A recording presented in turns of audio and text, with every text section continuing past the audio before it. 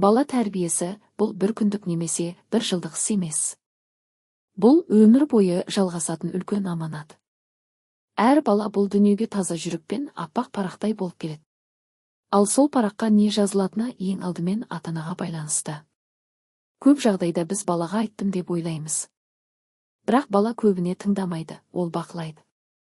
Біздің қалай сөйлейтінімізді, қалай ашуланатынымызды, адамдарға, өмірге қалай қарайтынымызды көріп өседі. Егер үйде сабыр болса, бала сабырлы болады. Егер үйде айқай болса, бала қорқақ немесе ашулы болып өседі. Сондықтан тәрбиені баладан емес, ең алдымен өзімізден бастауымыз керек. Балаға ең керек нәрсе қымбат ойыншық емес, қымбат киімді емес. Оған ең керегі ата-ананың уақыты мен мейірімі. Күнде бірнеше минут болса да, баламен шын көңілмен сөйлесу, оның болашағына салынған ең үлкен инвестиция.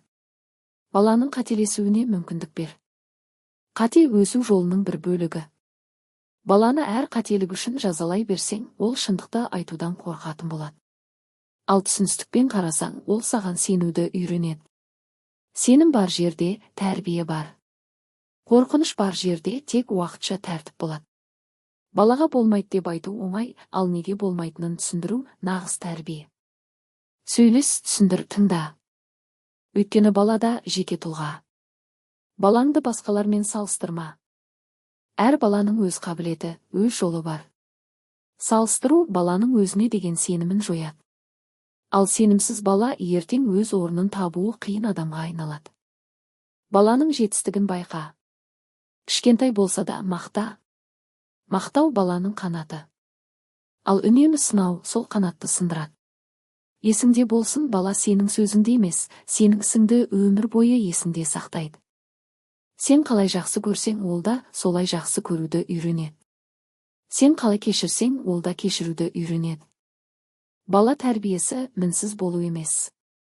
Бала тәрбиесі қателессең де дұрыстауға дайын болу. Кешірім сұрай білу баланы кішірейтпейді, керісінше оған адамгершілікті үйретеді. Бүгін балаға берген мейірім ертең саған қайтып келеді. Себебі жақсы тәрбие ең ұзақ өмір сүретін